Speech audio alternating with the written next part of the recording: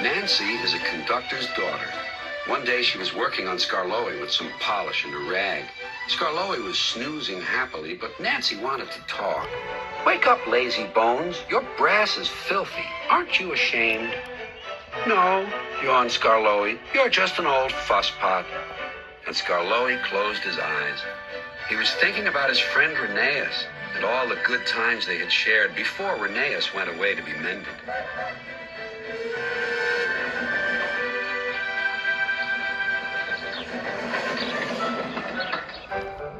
Nancy interrupted again.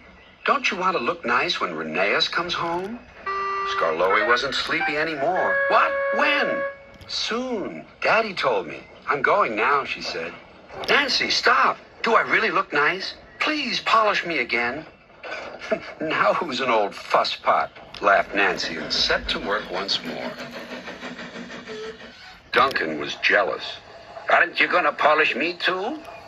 "Sorry, not today. I'm going now. I'm helping the refreshment lady this afternoon. We must get the ice cream ready for the passengers." "Never mind, Duncan." But Duncan did mind. "It isn't fair," he complained.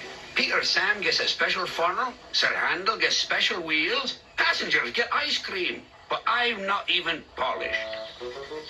Of course, this wasn't true, but Duncan enjoyed complaining. He became sulkier still.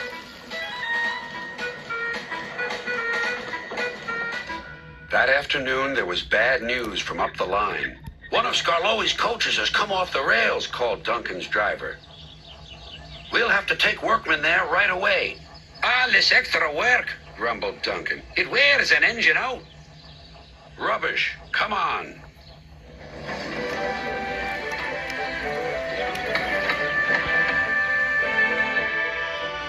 The derailed coach was in the middle of Skarloey's train, so he had gone on to the top station with his front coaches. Duncan shunted the works train into the sidings and left the workmen to sort out the mess. Then he brought the passengers in the rear coaches home. He sulked all the way.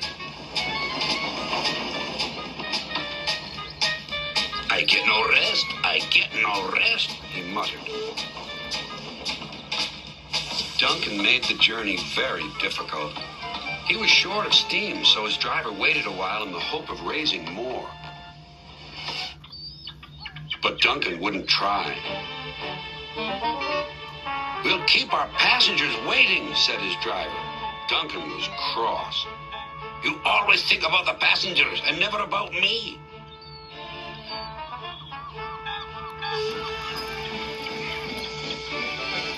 It wasn't long before Duncan built up enough steam to set off again.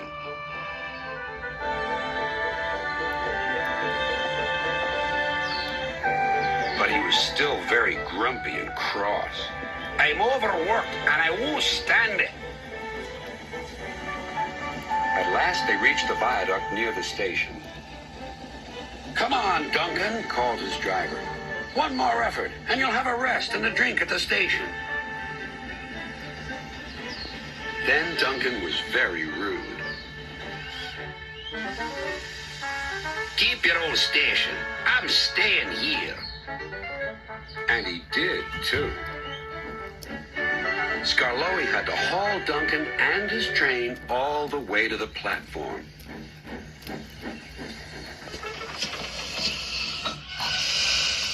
The passengers were furious. They told everyone what a bad railway it was.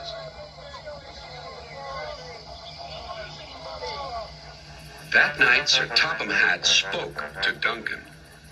"No passengers means no polish, and no polish means no passengers," Duncan muttered to himself. He still has a lot to learn, doesn't he?